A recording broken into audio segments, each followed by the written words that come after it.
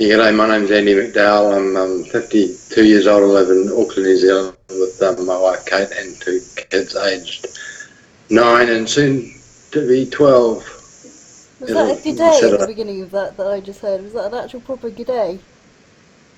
G'day, yeah. Well, we do say that in New Zealand. I like it. I like that it was an authentic greeting. G'day, mate. G'day, mate. G'day, mate. So, thank you so much for taking the time out of your day to answer my questions. First, No worries. There's another one. Can you tell me a little bit about your diagnosis, please, if that's okay? Good, but 2006, I wasn't doing too well. I had a terribly sore shoulder, and my third finger was drooping. And I went to the GP, and they described me with general malaise and depression, and didn't think it was anything neurological. So I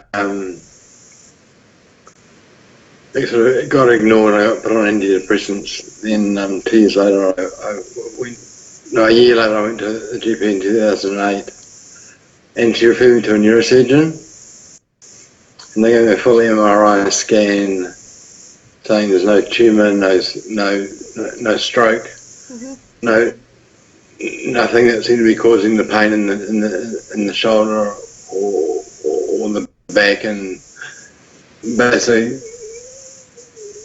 he gave me a clean bill of health, although he did say if your symptoms are still there in 6 months, go and see a neurologist. Okay. I'm a layman, right? I didn't understand the distinction between what a neurologist would diagnose and what a neurosurgeon. I sort of be given the big tick by the brain guy, so yeah, exactly. I carried on. It took me another year before I got referred to a neurologist. It took one look at me and took about 5 minutes, pushing me around and poking me in front of me, and said, got good news and bad news. Huh. What was the good news? The good news is, the bad news is I got Parkinson. The good news is I got drugs which I can treat it with. Yeah. They always say that one, don't they? And you think the drugs are amazing, and then you start taking them and you realise they're actually not.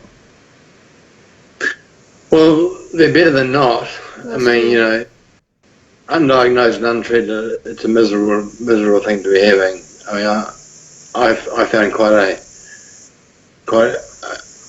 a good result with my original dosage in me, and dopamine replacement, but quite quickly flew into really bad dyskinesia, which apparently is levodopa induced, but I'm not sure whether it is or not. But I was wildly dyskinetic before I had my DBS. And when was your DBS?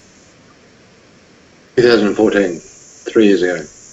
And I'm imagining you've noticed a really marked difference since then. Yeah, well, I have my symptoms are really not completely under control. I'm still slow and stiff and sore and one thing, but I don't have the wild dyskinesia, the incredible shaky movements you often see with people with Parkinson's or a major tremor. I've got a very mild tremor. Yeah, it's very mild. It's almost invisible, and I don't really notice it. So it's ironed those out for me remarkably. But you know, still got all the non-medicines which keep trucking away. I'm incredibly grateful for DBS. It's given me a huge quality of life improvement. I can do so many things that I was really struggling to do. Did you have any hesitation in thinking about having DBS, or was it just a given that you would have it? Oh no, I just thought that'd be easy. No, of course I had some serious misgivings, and concerns and fears, and it's really good to go down the route of asking the questions and doing the research and asking people who've had the procedure. There are risks, but my neurologist said you're a very good candidate, and he said people with dyskinesia like you at a young age can often benefit quite strongly from this sort of procedure. And he was right. He was bang on the money. I mean, I know people who had the procedure and had almost no discernible change, and it's a hell of a thing to go through for no result. Yeah, it is.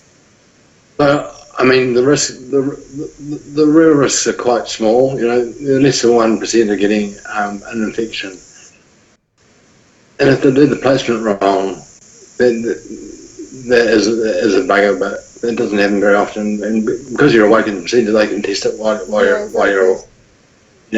you're still placed in it. And I imagine they're getting better at it every time they're doing it. You know, they're getting more used to it. It's probably, you know, I was talking to Jasmine earlier, and she was saying, you know, the first person that had DBS must have been a really brave person. The first person in the world ever. They're crazy brave. Crazy brave. So what would you say was your most sort of troubling symptom before the DBS, and what would you say is your most troubling symptom now? Dyskinesia. Pre DBS, yeah. And post DBS, it's really my voice. So you wrote a really beautiful piece called Smaller and Bigger, two kind of almost, are they poems? Would you consider them poems? Yeah. They're poems. And I'm going to attach them to this, I think, so that people can hear them. But I guess they were something that was really important that you wanted to share. Yeah, well, that kind of Smaller was a bit of a realization of what it was doing to me in terms of diminishing my physical world, because it's what Parkinson does. It makes everything smaller, makes your movements smaller, your handwriting, your voice, the space you take up. It makes everything feel smaller, and you know, it's about accepting that and recognizing that that's what's going on, and that acceptance part is a big part of it.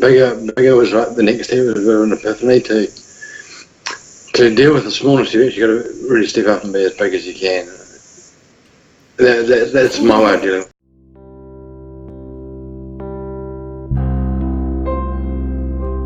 Bigger. Remember being small, your world uncertain, innocent, adventurous, beset by rules and daytime sleeps. Your body learning, stumbling over words, fingers and nods. Lips for whistling, hands to stand on, legs to balance, arms to fly.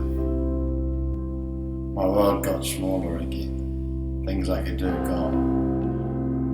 Others still possible at snail's pace. Hard-fought independence eroding, words and knots haunting me. Flying and balance askew. Daytime sleeps back in the mix. And yet the opportunity to rise is the clearest it has ever been. I am going to be bigger than I ever was when I was big before. Will you walk with me? I really love them because they, to me, sum up the challenge and the sort of the thing that you can do to help yourself. And I think when I heard Smaller, it really sort of, I found it very poignant. I found it very sort of really hit a nerve with me, but in a good way, about everything I'd sort of been feeling. And then when you sort of did Bigger, it made me feel like there was an answer in a way to kind of how you can control how you feel, and actually it is in our hands a little bit. It tries to strip everything away from us, but we can try and make ourselves feel bigger. Yeah, I'm really mindful that people have got to choose to do whatever they want to do or not, you know. But for me, it was just about just having some goals or having something to work towards. I actually just sent my physio an email saying since I finished walking out to Machu Picchu, I had no goals. I'm drifting. Yeah. I need to reset some targets, because if you don't measure it doesn't get done, really. How was your walk? Your climb, I guess it's a climb, isn't it? A walk? Climb? But a walk. I mean, if I'd done the whole thing, it would have been a climb as well as a walk. But I quite wisely, just before I left, I decided only to do day one of the 4, because I'd been training for. I got up to doing 12 Ks in a couple of hours, but the wheels fell off about 5 weeks before I left, and I could barely walk 5 Ks, so I just decided to do day one, which is 11 K, not too high in altitude. So I walked in on day one and walked out the same retraced my steps the next day, so 22 K. It's still a massive in achievement. 2 days. Yeah, it was big. I was pretty. It was pretty hard work. But that's the whole thing. It's about challenging yourself, and getting through was half the battle. What makes you feel bigger? What kind of things in your life make you feel bigger?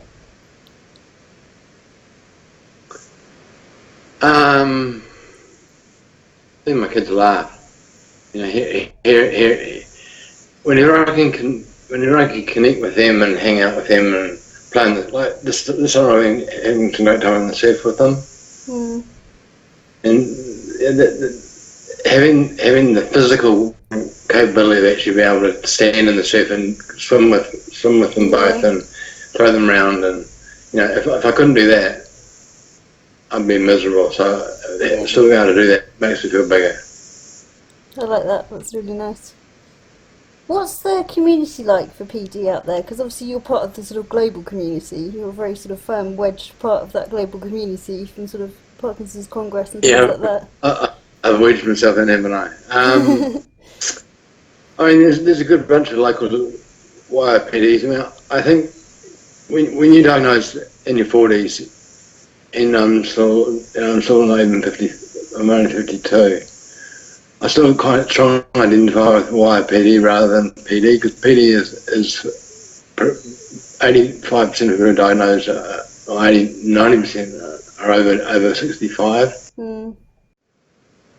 Yeah. So who are at that end of the scale, they're dealing with different issues. They're retired. They tend to have their physical life sorted, and they may or may not be able to do physical exercise. I've got a younger group who I hang out with, and I mean, I sort of built my team around not necessarily just people with Parkinson's, but physios, and I got a friend of mine. I hang out with an MS group and do swimming with them, and I sing with a choir that is. I just started doing that, and they're not people with Parkinson's at all, but you sort of build people around you, build groups around you. Yeah, definitely. The PD community globally is so strong, isn't it? It's an amazing community that sort of it's actually a great thing to be a part of. It's kind of a weird byproduct that you kind of feel quite proud of. I never expected to feel part of something so strong. No, it's kind of like I always say, when you meet one person with Parkinson's, you meet one person with Parkinson's, but when you're in a group of people with Parkinson's, everyone gets it. Yeah. And people outside on the outside looking in don't get it. Yeah. No, I don't mean that to be in any way keeping them outside. No, I mean, I I wish that people could understand. But I was talking with a friend of mine this morning, who's actually in the UK, who's got all sorts of issues happening physically, and bladder and swallowing and choking, and you know, and she shared that with me, and it's like, because I get it. I've got some of those issues happening, so you know, it's or I know they're on the horizon, and I understand that it's complex and it's going to keep coming, and you just got to hang in there and deal with each thing that crops up and do the best as you can with what you got. Exactly that. I totally agree. And I think, you know, it's not just... I just look at you. I just look at you with your issues, and I admire you enormously for what you're doing with this vlog, and with your role as an ambassador. And I doff my hat to you, my dear. Thanks, mate. Well, you get my hat back. So, you know, we're all in it together, and we all admire each other, which is why we're friends. I think, you know, it's amazing to have friends that you admire so greatly.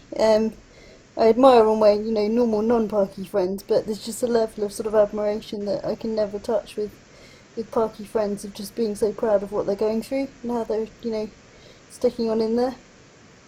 Yeah.